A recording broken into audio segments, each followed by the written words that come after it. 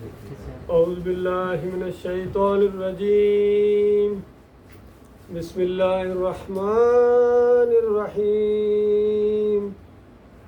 انما المؤمنون الذین آمنوا باللہ ورسولہ ثم لم يرتابوا وجاہدوا باموالہم وانفسہم فی سبیل اللہ اولئک هم الصادقون۔ یہ سورہ الحجرات کی 15 نمبر آیت ہے۔ گزشتہ درس کے اندر یہ بات بتائی تھی کہ یہی وہ آیت ہے جو اس دور کے اندر یہ ایمان کی دعوت اٹھی ہے، توحید کی دعوت اٹھی ہے، رد شرک کی دعوت اٹھی ہے، کفر بالطاغوت کی دعوت اٹھی ہے۔ اسی آیت کو مرکزی نقطہ قرار دیا گیا تھا اور عام مسلمانوں کو بتایا گیا کہ دیکھو ایمان کی رٹ لگائی ہوئی ہے کہ ہم مومن ہیں، ہم مومن ہیں۔ مومن بننا، قرآن کے مومن بنو۔ قرآن کس کو مومن کہتا ہے، ایمان کس کو کہتا ہے؟ تب تمہارا ایمان ہے، ورنہ تمہارا ایمان، تمہاری قوم کا ایمان جو آج ذلت اور خواری ہر طرف پھیلی ہوئی ہے، یہ اسی بے ایمانی کی وجہ سے ہے کہ تمہارا ایمان اور ہے، قرآن کا ایمان اور ہے۔ تو یہاں اس آیت کے اندر اس مسئلے کو کھول کے بیان کیا گیا تھا کہ اصلی مومن وہ ہیں، بریکٹ کے اندر جن کو بند کیا گیا کہ صرف وہ مومن ہیں جو اللہ پر اور اللہ کے رسول پر ایمان لائیں، ایسا مضبوط ایمان لائیں، دل کی گہرائی سے ایمان لائیں کہ اس کے اندر ذرہ برابر شک اور تردد کی گنجائش باقی نہ رہے، اور پھر یکسوئی کے ساتھ ذہنی مروبیت میں پڑے بغیر، کسی کی دونس اور لالچ کی پرواہ کیے بغیر، اپنے مالک کی رضا کے لیے، اپنے مالک کے حکم کے لیے، جنتوں کے حصول کے لیے اور جہنم کی آگ سے بچنے کے لیے اپنی جانوں اور مالوں کے ساتھ اللہ کی راہ میں لگائیں۔ دیکھیے دنیا میں ہر انسان کہیں نہ کہیں اپنی جان، مال اور وقت لگا رہا ہے، اور اگر خالص دنیا کی خاطر ہے تو یہ دنیا ختم ہونے والی ہے، اور آخرت کی خاطر لگا رہا ہے تو اللہ تعالیٰ دنیا میں بھی عزت عطا فرمائے گا، اور آخرت میں جو بڑی بڑی جنتوں کے وعدے اللہ تعالیٰ نے کیے اپنے مخلص مومن بندوں کے لیے کیے ہیں۔ تو فرمایا یہ اللہ کے راستے میں جہاد کرتے ہیں اپنی جانوں اور مالوں کے ساتھ، اور یہ لوگ ہیں، یہ اپنے دعویٰ ایمان میں سچے ہیں، اور یہ اگر اللہ کی رحمت کی امید رکھیں تو بالکل صحیح ہے، ایسے لوگوں کے لیے اللہ کی رحمت ہے۔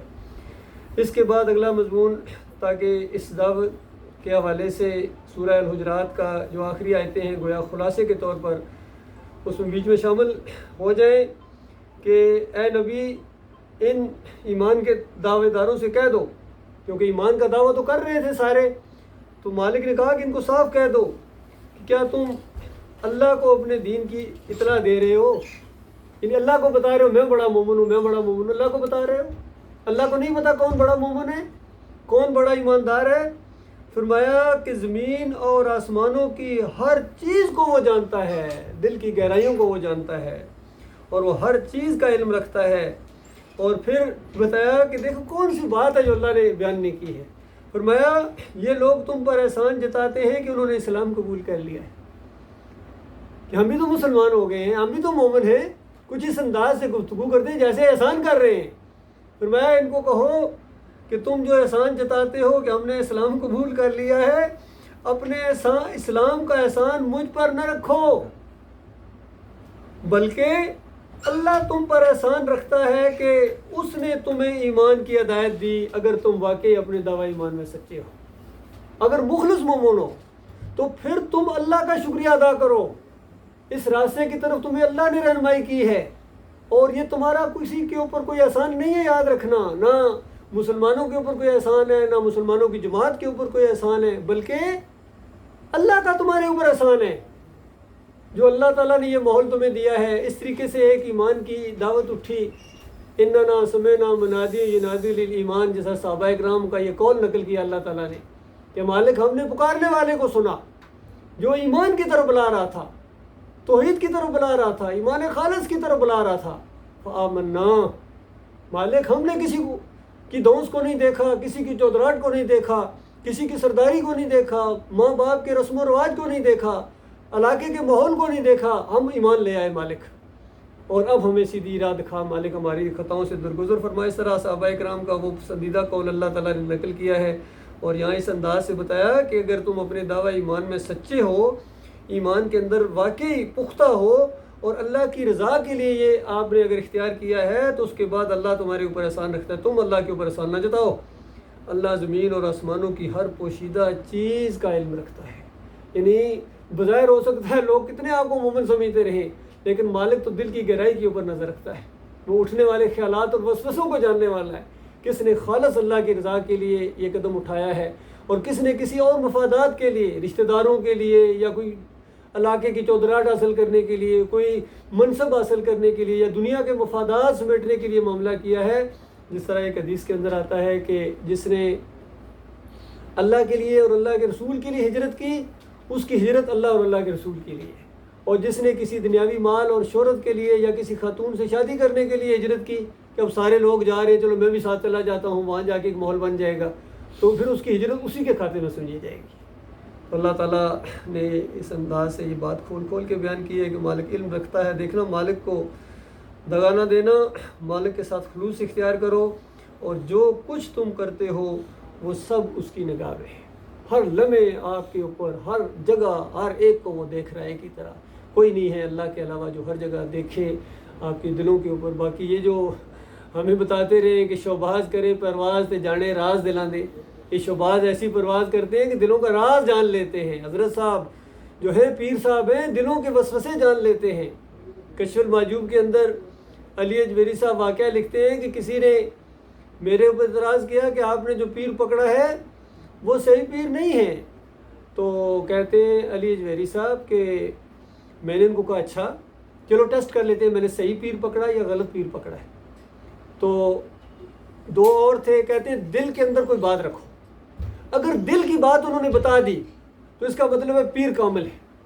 آپ غور کیجئے، دل کی بات، یہ معیار ہے ایمان کا ان کا۔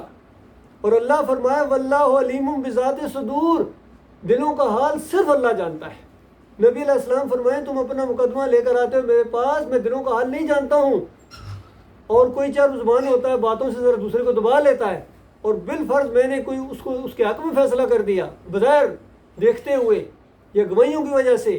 تو وہ یہ نہ سمجھے کہ اللہ کے رسول نے مجھے یہ چیز دے دی ہے، وہ سمجھے کہ میں نے جہنم کا انگارہ اس کو دے دیا ہے۔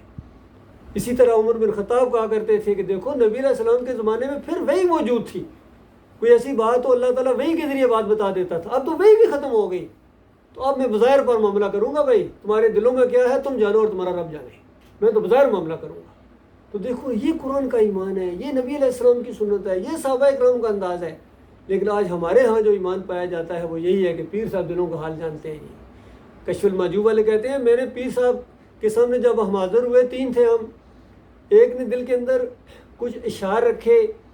اور ایک نے صابونی حلوہ ذہن میں رکھ لیا، اور ایک کو تمال کا مرض تھا اس نے وہ ذہن میں رکھ لیا۔ جیسے کہتے ہیں ہم اپنے پیر صاحب کے سامنے پہنچے تو ایک پرچی کے اوپر پہلے سے وہ اشعار لکھ رکھے تھے، اور انہوں نے پکڑایا کہ اچھا یہ شعر سننا چاہتے تھے، اور دوسرے کو تمال کا مرض تھا، اس کا ہاتھ پھیرا پیر صاحب نے، اس کا مرض بھی ختم ہو گیا، اندازہ لگے، نہ صرف اس کو پتہ چل گیا کہ اس کے دل میں کیا ہے بلکہ شفا بھی فوراً دے دی۔ اور تیسرے کو کہتے ہیں کہ تو صابونی حلوہ کھانا چاہتا ہے، حالانکہ درویشوں کا لباس تو نے پہنا ہوا ہے، اور صابونی حلوہ جو سپاہیوں کی غذا ہے، تو دونوں میں سے ایک بات چھوڑ دے۔ تو پھر علی جوہری صاحب کہتے ہیں دیکھا میرے پیر دلوں کا حال جانتے ہیں، اندازہ لگائیے۔ عبد القادر جیلانی اسی انداز سے دعوے کرتے ہیں اپنی کتاب کے اندر، کہتے ہیں ضعیف الیقین تو کیا سمجھتا میں تیرے حال سے واقف نہیں ہوں، میں جانتا ہوں تو کیا کھا کے آیا ہے اور کیا تو نے گھر کو چھوڑ کے، میں سب کچھ جانتا ہوں۔ اس طرح ان کے دعوے ہم سن کے اندازہ لگائیے، ایسے ایسے انہوں نے لوگوں کے عقیدے برباد کیے، اس طرح کفر و شرک انہوں نے پھیلا دیا پوری زمین کے اوپر، اللہ جانتا۔ کوئی کتاب ان کی اٹھا کر دیکھو، کوئی کتاب، فیوز یزدانی ہو، انفاس العارفین ہو، حجت اللہ البالغہ ہو، تبلیغی نصاب ہو، فضائل سنت ہو، ان کی جتنی بھی کتابیں اٹھا کر دیکھیں، کہیں نہ کہیں ان کے شرک کے ساتھ رابطے ہیں، اور ان کے اندر وہ شرک ہے جو اللہ کی کتاب کا انکار ہے۔ اور اللہ کی کتاب نے یہ آخری فیصلہ کر دیا کہ دیکھو اگر اللہ کے ساتھ تم نے شرک کیا، پکی اور آخری بات ہے تمہارے اوپر جنت کو حرام کرا دے دی ہے، تو جنت نہیں جا سکتے ہو۔